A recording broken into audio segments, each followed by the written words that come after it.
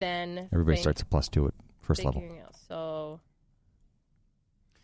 Billy, do you want them like big and sturdy and strong, or quick and agile? I like quick and agile. Quick and agile, right? So we can definitely inflate dexterity over strength. Run on my little dwarven legs. There you go. Dwarves are natural sprinters. We're very dangerous over short distances. Okay, so that scores the other 15. Okay. Going into Dex. So what do we got left? We have 14, 13, 11, and a 10. Okay. So put the 14 in Dex. I put the 15 in Dex. Oh, never mind then. Carry on. You know what you're doing. You're better at this than I am anyway. Well, I was looking to our PDF of the handbook. If I'd brought my chip, I would. Oops. I was completely unprepared for this today, but that's okay. Bard. It's a good DM. Let's see. Proficiencies. Dex and Charisma are the saving throws. Okay. So that's good that we put the 15s in there. Yep. Now, when we say saving throws, Billy, what's going to happen is there's certain special attacks that will come your way every so often. Traps, a dragon breath, explosions, spells, things like that. The saving throw is your dice roll against that. So if you save against it, then you take less damage or no damage at all. So it's your opportunity to go, oh, no, dodge. Oh, it's my Captain America's shield? Well, that's actually armor class. Because what's going to happen as you gather equipment up, and as you're when you're wearing particular armor or if you have particular magic items or whatnot, that will all contribute into your armor class. And that's going to determine how hard you are to actually hit, hard enough to hurt. Like the big-time fighters who wear the big armor and have the shields and everything, their armor classes could be like 19, 20, 21, 22, somewhere in that area. So what that number represents is if I'm going to roll an attack, I'm rolling that D20, that big one, and I'm going to roll. And if my number, after all of my bonuses and everything, matches your AC or higher, I've hit you. Okay. Then I get to roll the damage dice and see how much I've actually hurt you for. All right, so you protect yourself by either A, positioning yourself in the fight so that you're nowhere near the actual battle, which I'm very good at sometimes, not often. And then there are, or you are doing so well at encasing yourself with magic items and armor and things like that you can go wading right into the middle and things just can't hurt you. 'Tis but a flesh wound. 'Tis but a flesh wound. So I've pulled up a character sheet, so I have a PDF of that in front of me. So it said for Bard, skills, any 3, and that will help me figure out where the numbers go for your ability stats. So I'm definitely thinking performance and persuasion would be 2 of the character skills that you would have being a bard, because you need to perform, and you definitely want to persuade people to your way of thinking. Look over there! Exactly. Yes, exactly. That's it, exactly. So the other thing is being someone that is a gatherer of knowledge. It could be history, or it could be investigation, would be or even deception, because you probably want to bluff your way out of a sticky situation. Okay. So one of those things, because you can choose from acrobatics, animal handling, arcana, athletics, deception, history, insight, intimidation, investigation. And there's not a lot of cryptic definitions to these words. They pretty much are what they sound like. Okay. Medicine, nature, perception, religion, sleight of hand, stealth, and survival. So I've already taken... Survival is camping skills. No. I don't, That's not me either. No. So I'm definitely took persuasion and performance as 2 of those 3 skills, because being a bard, yes, you're going to want to perform. Yes. Yes. Even if it is in the back of the party throwing insults at the other group, at the monsters, that they're silly English Kniggets or whatever, and their mother smelled of elderberry or something like that. Your father was a hamster and your mother smells of elderberries. So where would you like to put your other one? Deception, investigation? Investigation. Sounds good. Okay. That's your ability to kind of look through a room and find things that you might need or find useful. Persuasion, I'll tell you, I played a bard a long, long, long time ago, and I haven't played a straight one up in ages, but I went through half of a dungeon without ever rolling an attack. I'd never drew my sword. Through the first half of the dungeon, I was able to do just about everything I needed with my persuasion check. Nice. I talked my way out of just about every fight. And then we have Don on Tuesdays that thinks he's the king of bards, and he can't talk his way out of half of the stuff. Of anything. Now, do you actually talk and persuade, or do We you try. just like roll dice and we say, we, I win? We say this is what we want to do. Blah blah blah blah blah. This is what we say. Yeah. There are really two schools of thought. Oh well, three. There's one where there are games. There have been tables where I've been at where you don't get to say, well, I want to do this. You actually have to do it. You look at the DM and you look at him like, I address this character, and then you start speaking as if you were that character. So you start playing yourself, at that point. Cool. And there are tables where if you're playing a bard and you're like, okay, I start singing an Elven war song. Okay, start. Mm-hmm. And I have actually had to go through and I learned, the Scotsman. Anybody ever heard that one? Yeah. Scotsman clad in kill left. I started doing that off the top of my head. Brian Bowers, I believe. Yep. His name was. And then this is why Billy's going to play a bard. There you go. And then there's another end of the table, which is what we usually do. Is like a combination of both. It's a little bit of a combination of both. I will say, okay, my character is going to do this thing. I will walk up to him and I will say something along the lines of this, or I'm going to ask him for this particular information. So you're kind of narrating what is actually happening rather than playing out what's going to. And then there's in the middle where you can do a little bit of both, which is what we do. There are times where we perform as the character. Then there are times we just say, okay, this is what we're doing. So there's that. It depends on if it's a true role-playing night or where everyone's into the role-playing, or half of the group's into the role-playing and the other half wants to go get to the dungeon. And so the tactical.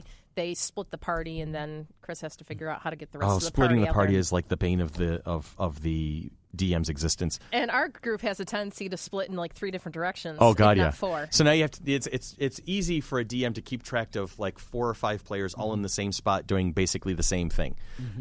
But when one of them decides to wander off and do something on their own, Evan Wexler.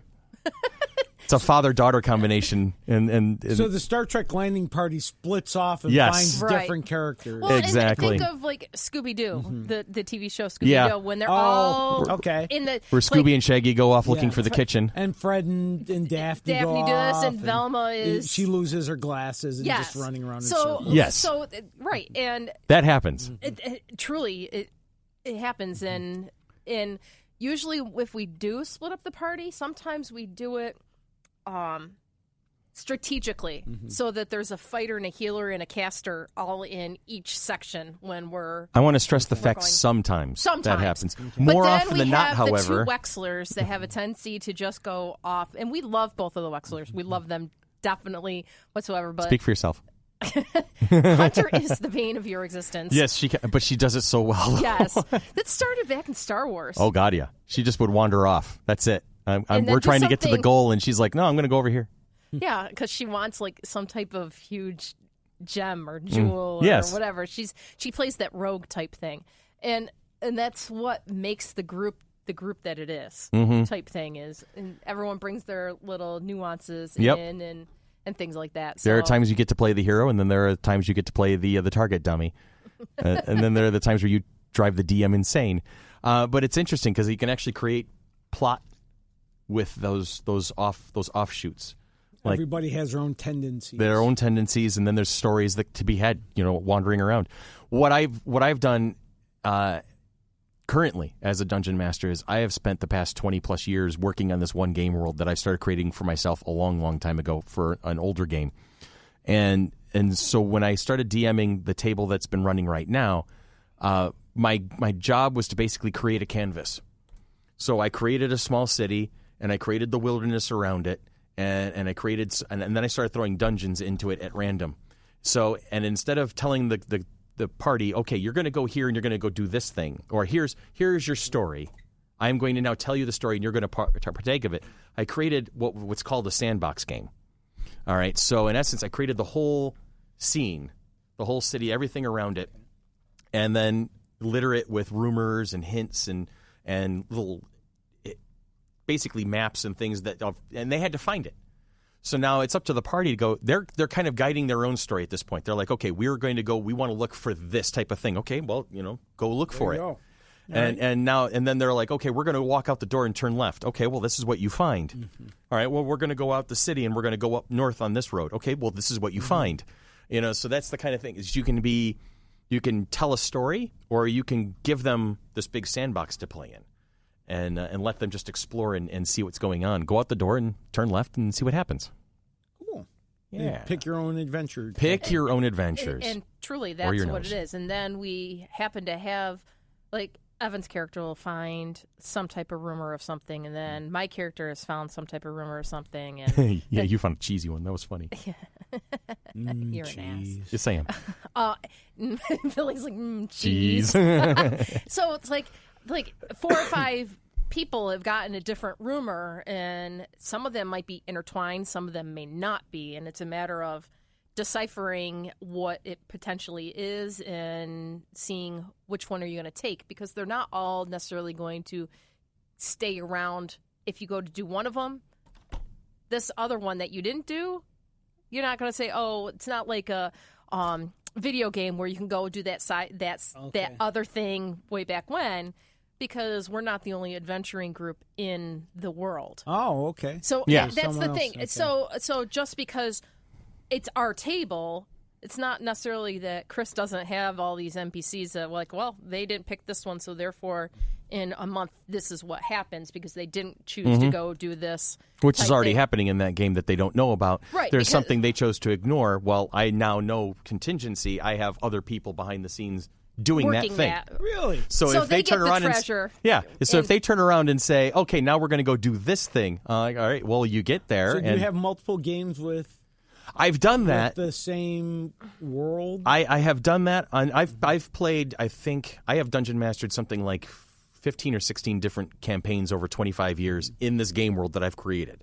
You know, and they're all in different places and they do different things. And sometimes the parties are on the same world at the same time, in the same country, working towards the same goal. And that was kind of interesting. Even though the two games aren't the same game, they affect each other. Exactly. And I actually, at one point when we were transitioning, because Dungeons & Dragons now is in 5th edition, when it was transitioning between 2nd and 3rd, I had one group that was playing 3rd edition and one group that was playing 2nd edition, but they were playing at the same time. So I pitted them against each other using slightly different rules, but they never really interacted with each other because one was at school and the other one was basically home group. So, but some things that these guys did would affect stuff that would happen over with the other guys. So I changed the story, but I didn't have to worry about the game mechanics so much. Okay. Yeah. And like right now, their party decided to go check something in particular out. Which I can't remember because it's been... You're looking for the meteorite. Oh yeah, that's right. And it's now because it's been almost a month. I'm guilty of creating epic storylines. Yeah, and he inadvertently said he did not want to create an epic storyline. I did not intend to, and you just did. And I did. Yeah, didn't you say that to Scott? I did. I said I was telling Scott, I'm like, I didn't mean to. He goes, yeah, I know it. Or I created this part of the mythology of the world is that dragons have cycles where they're hibernating or they're hunting or they're mating. That's right. And weren't they hunting? They're all coming out of hibernation at roughly the same time, and it's becoming hunting season. So what's going to happen early? is, they're coming out of they're coming out of hibernation early, and it's hunting season early. What's going to happen is dragons are going to start popping up across the entire planet. And wow! And so now the Dragonado. Yeah, it's Dragonado. If he pulls this out next Sunday, this is Dragonado. I'm blaming you. You got to write it down for me. No, because I don't have any paper. I'm not going to remember that. Dragonado. Isn't that what the note feature on your phone's for? Nah, technology. So right now they don't have phones in the world of Dungeons and Dragons. That's it. They do not. It happens to be not true. So now we have a dwarven bard who's slowly but surely becoming to, as he's coming to grips with the fact that Billy's like, I don't know what I just got myself into. Him and his yellow licorice over there, yellow Twizzlers. How's the yellow one? Good. Lemon. Lemon. Is it lemon? Want to try? No. No. What do you got against lemon? I cast thee with the yellow Twizzler. I'm pretty sure I can make a magic item out of a bag of Twizzlers. I'm pretty sure. You probably could. I did. No, it's like I like lemonade. But like lemon Skittles or the lemon Starburst or whatever, I always hand off to Sean because I don't like the flavor. And I don't like the green apple Skittles anymore either because they changed the lime. I repel you with the lemon candy. Lemon heads against Tanya. I throw here. I think we can do that. I think I can work on that. I throw Twizzlers a handful and D&D, of lemon that can heads happen. against Tanya. That could definitely happen. I can work on that. Roll to hit. It'll be good. All right, so we have a dwarven bard.